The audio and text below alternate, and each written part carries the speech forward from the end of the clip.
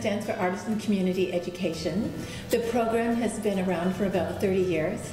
It was founded by David Kemp and by Martin Shirelli, who wanted to see professional artists return in a situation that they could take their expertise into classrooms and share an elevated kind of art with learners in schools in Ontario.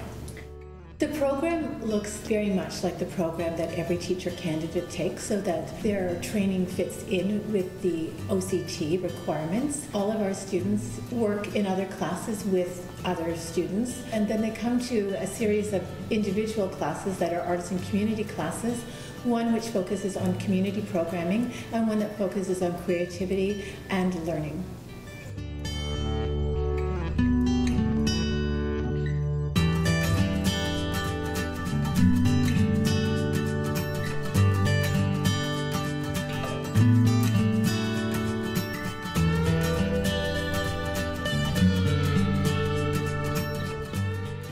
There are, I think, three different kinds of alternative placements.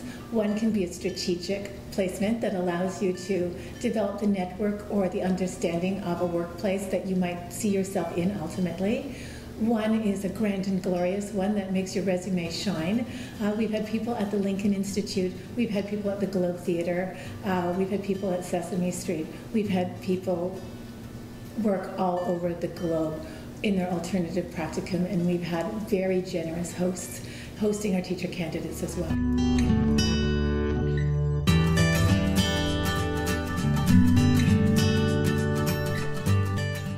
The last kind of practicum is a practical one. Many students are restrained with budget and realities or jobs that they have to remain in the community in which they are completing their other work. That's not to say that there aren't opportunities down the street. I encourage students to dream big and to take those big dreams, to capture the essence of those and to find them locally as well as globally. There are so many opportunities in every community, and part of that creativity in thinking is to find those opportunities and quarry them in our own backyard.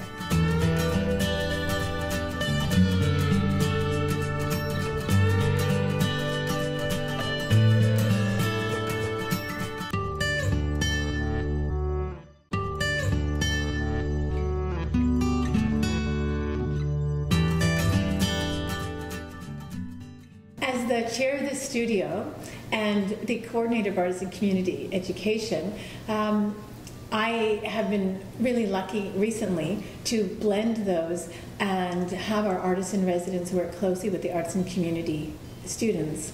The arts and community students come from mixed arts, so we require them to have a workshop with one artist in each of the different art forms that might be represented or not within the class, and to have an understanding of all art forms so that they can be a leader of arts-based education, not just in their form or their primary area in which they come in with an expertise. I don't know what our graduates are going to do. They always surprise me, and I'm always learning about new jobs and new things that didn't exist 10 years ago.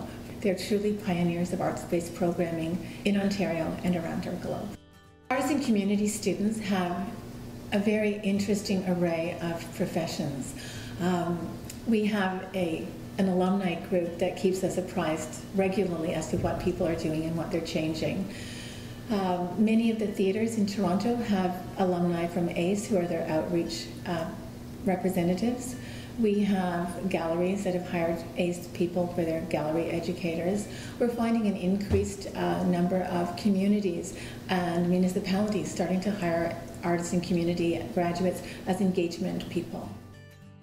Many of our ACE students have worked professionally in the field. They've exhibited extensively their artwork. They have worked in community theaters, professional houses. Musicians have cut CDs. We have such an embarrassment of riches in our grads and in our applicants, and it's quite overwhelming to realize that we can only take approximately 25 to 28 people a year. The world is changing. We're changing. Communities are changing.